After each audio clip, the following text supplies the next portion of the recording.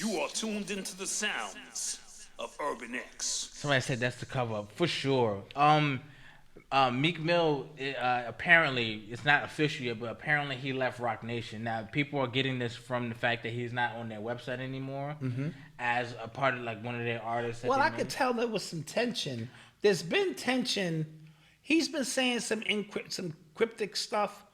Ross has been saying cryptic stuff, and a lot of it appeared to be towards Jay-Z. No, so I took that the other way. Okay. Because when he was talking about like his label and stuff like that, Jay-Z and Roc Nation have nothing to do with the label stuff. He was management. No, but Jay-Z signed him, his dream team. He trying to dream chases, yes. It was a joint venture. That's his label. Yeah, it was. Yeah, but he was talking about his stuff. Yeah, I get like, it. Like with the Atlantic. So I'm like, okay, that's more at Ross. Yeah. Right? Yeah. And we heard rumors of him not letting Ross over to his section in the club, get out of here, fat boys, and stuff like that. So I always took it as he was smooching up to Jay-Z and Robert Kraft and the other white billionaires and stuff like that as a direct shot to Ross. You get what I'm saying? Like, I don't need you. I'm over here now. So the fact that him leaving Roc Nation, that kind of caught me off guard because it seemed like he just worshipped the ground Jay-Z walked on. Here's the thing. He got his career, if we want to be honest, his career got end when Jay-Z convinced him to go after Drake. Because Jay-Z convinced him to do that. Okay, well, yeah, he lost bad. And he has not recovered. No, he hasn't. Like, since, I want y'all to think back to that. He has not recovered. He has not had a good song that was completely his, completely original, that wasn't due to a famous sample or somebody else on top of it. Like, that's a fact. Think about it. Think about his whole Championships album. It was all famous samples. Yes. And other famous features, meaning Drake was the famous feature. That's why that song blew. His intro was "In the Air Tonight." Phil Collins, like, how can you miss? Yeah, how that? can you miss with that? With You can't miss with that. He had a Beyonce sample on it. He had a bunch of samples on it. That's all it was. This album, his recent album, "Expensive Pain," it was trash. Frisbee. Yeah, it was a frisbee. And see, but let me also tap in a little bit. There's some kind of secret society going on with these white billionaires and these black athletes. These black athletes have become the goyim or toys for a white establishment. Mm-hmm. Like if I own Jay-Z, when I come to the elite party where Jay-Z's not invited, I get bragging points. Okay. All right, I own Drake. And so you niggas is like toys to these rich people who put you guys in position to make a little bit more than your counterparts, but you still like a goyim. You a piece of shit. I always speak about they can go anywhere and find them a basketball player, a rapper, and craft him into the goyim that they want him to be, and that goyim will feed these dudes for a lifetime. Meek belongs to somebody. Yeah. Right? Yeah.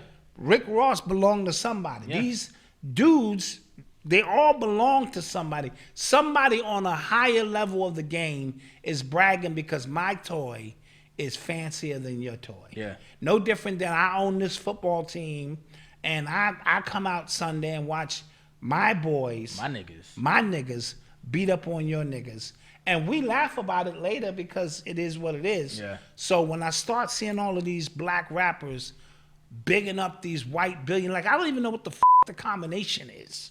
You know what I mean? These very people who oppressed you, you know what I'm saying, and oppressed your people to get where they are throwing you niggas a few bones in the Hamptons, the 4th of July weekend, all dressed in white and all this so stupid shit, and you nothing but a toy. And when I saw Meek Mill hopping around on the tennis that was court it for like me. That was it. I didn't need to see nothing else. The way Jay-Z sits makes me uncomfortable. He sits like, like he's wealth or something. It's just a weird thing. Rick Ross has lost his fucking mind. He looked fat. Well, he always looked fat. Nah, he lost some weight. Yeah, but he looks like he's out of control. Point blank.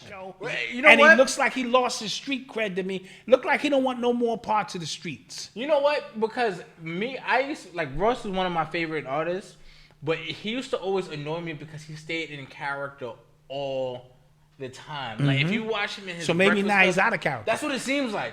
Like every watch his Breakfast Club interview, it was always just like Yeah, Teflon you know what I'm saying? doing like that's Teflon. the shoulder. Like that's You know all what I I'm used to saying? see from him. Oh. So I'm just like, yo, he's annoying. But now it just seems like he's just kind of like being him. He So I got don't know his what that money. means. Yeah, I don't know what that means. I seen him dancing, being goofy. I saw him fall off a horse. And Diddy is we don't even want to speak about I this. saw a funny meme. Like he was talking like some young rappers, and then somebody said, "Listen, you don't gotta pay these niggas.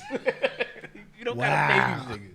Wow. So that's why I think it's some kind of secret society that now they have to go through for a certain level of acceptance so that they can continue moving on. Because you know my thing with Meek when he talks about like what billionaires he knows and things like that.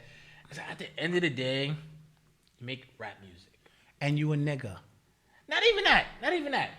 At the end of the day, you make rap music. Which doesn't move the earth in that sense. Don't get me wrong. I know what music is and how magic music and the muse and what it does to galvanize a people of our stature. I get all of that. I wrote the book on it. But in the grand scheme of things, you make hibbity hop rap music. These people are moving the world in finance, in real estate, in education, and policy. Yeah. And you toy. That's what I mean. So they let you party with them. Yo, because we cool. It gives them street cred, these white dudes. And then they have the real party where you got to have, 10 million to get even in the door. And they laugh at you niggas. Trust me. They laugh at you niggas.